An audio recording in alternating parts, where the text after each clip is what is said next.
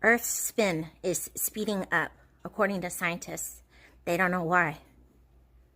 I do, and so do you.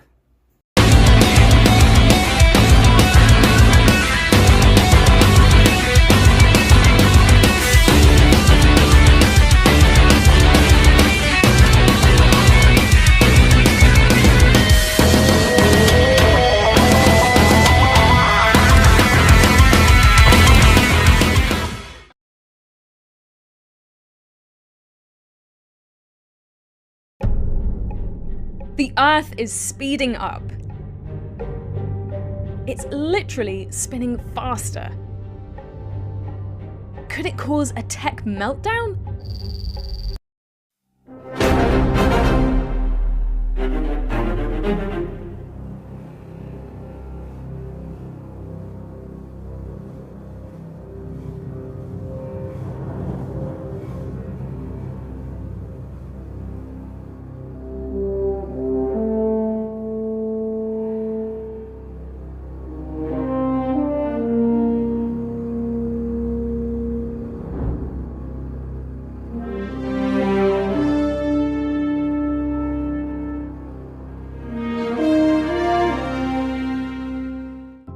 Earth is suddenly rotating faster and the shortest day just recorded. Scientists have noticed that the Earth's spin is accelerating. But why, and what, if any, implications could there be?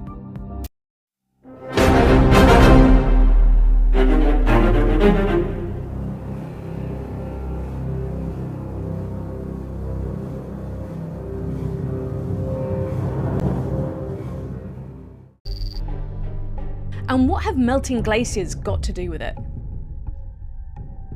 You may or may not know, I wouldn't expect you to know, there are 86,160 seconds in a day. But scientists who measure time have found that in 2021, the average day is 0.05 milliseconds less than this. That's because the Earth is literally speeding up. Atomic clocks have, however, recently revealed that the Earth's rotation is rapidly accelerating. In fact, a 50-year phase of shorter days may be starting right now.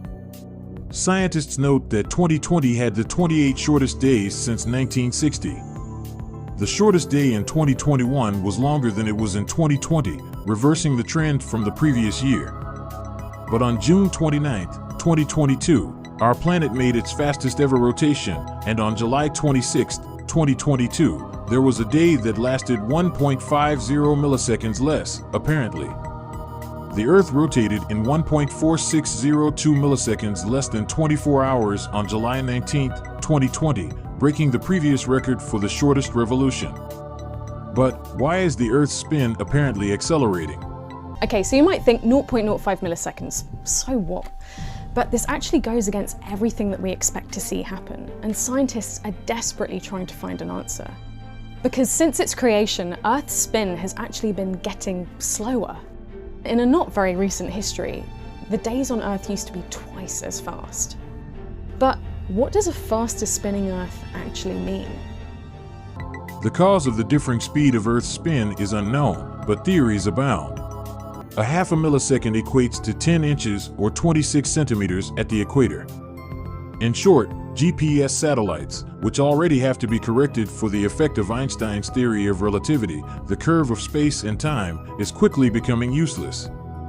There are also potentially confusing consequences for smartphones, computers, and communication systems, which synchronize with Network Time Protocol (NTP) servers. It's defined as the number of seconds since 0 o'clock Universal Time coordinated on January 1, 1970. To solve all these international timekeepers may need to add a negative leap second, a drop second. Though Earth may already be spinning as quickly as it ever will, a slowdown is inevitable. But we will ultimately have to see. This is Dr. Jazz Hill-Valler. She's an expert in how the climate affects the Earth's rotation. So we probably all know that the melting ice caps is going to cause sea levels to rise. Well, it's also causing the Earth to spin faster. And what happens when the Earth spins faster is that we get a greater centrifugal force. Imagine a figure skater. When you watch figure skaters, they start off spinning really slow with their arms out, and as they bring their arms in, they start to turn faster and faster. That's because they're bringing more mass towards the center of their rotation. But if we keep speeding up, it could be bad in another way. By 2030, there could be a full-scale technological meltdown.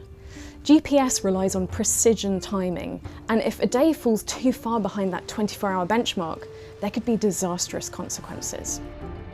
For one, satellites could lose their correct place in the atmosphere, and we'd lose all means of being able to predict where they are in the sky. If we leave this slip for too long without correcting it, then our navigation systems will be completely wrong, throwing all of our smart technology off course. Fortunately for us, we can sidestep this disaster, and there's a fairly easy workaround. Timekeepers can add and take away what's known as leap seconds to account for these tiny differences.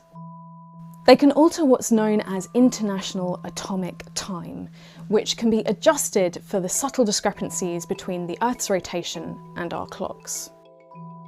And what's pretty mind-blowing is that by observing the night sky, we can keep track of these tiny changes. So keeping time is a pretty skilled art form. That's how we know that the Earth is spinning faster. But that doesn't explain why the Earth's rotation is speeding up.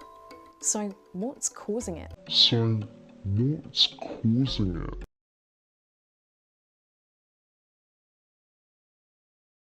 So how can that happen on the Earth?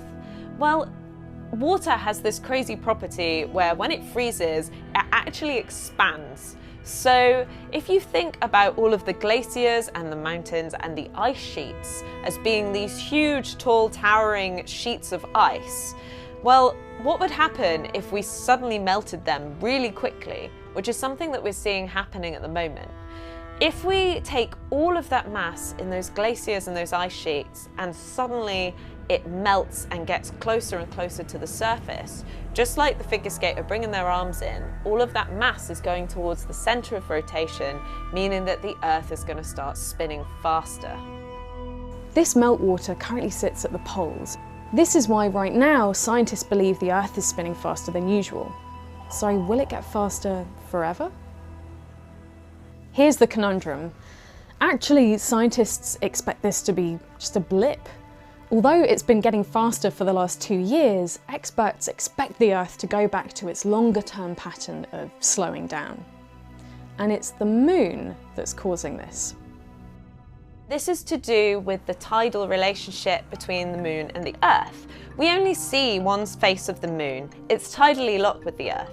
So as the Earth is turning, the Moon is pulling the ocean towards it, and then as we move away, the oceans go back round, and that causes our tides. So this kind of wobbly dance between the Moon and the Earth means that the Moon is slowing down the Earth, and all that energy that's lost from the Earth slowing in its rotation is getting put into the Moon's orbit, and the Moon is actually moving further away. As it continues to drift away, the effect of the Moon's gravity on Earth weakens, causing us in the longer term to slow down. What's more, over time, the melted water in the polar regions could actually make the Earth spin slower. Some scientists believe that the water will drift towards the equator, which will further slow down the Earth's rotation.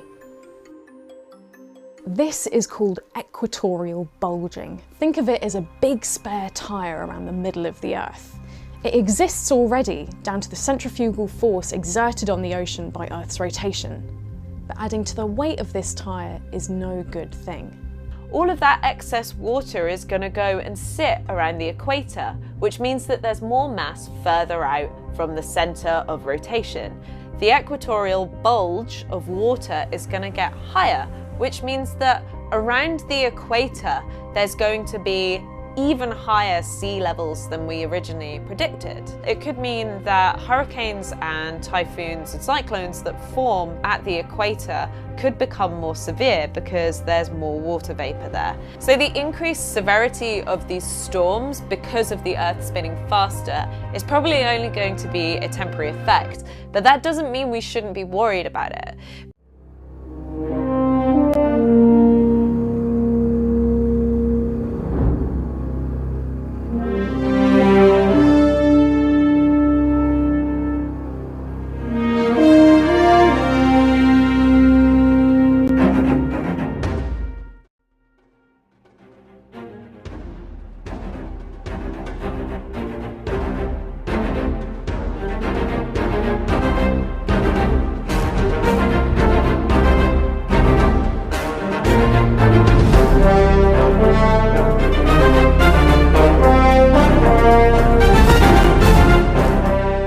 Because more severe storms means that we're going to see more severe natural disasters happening all over the planet. More severe natural disasters happening all over the planet.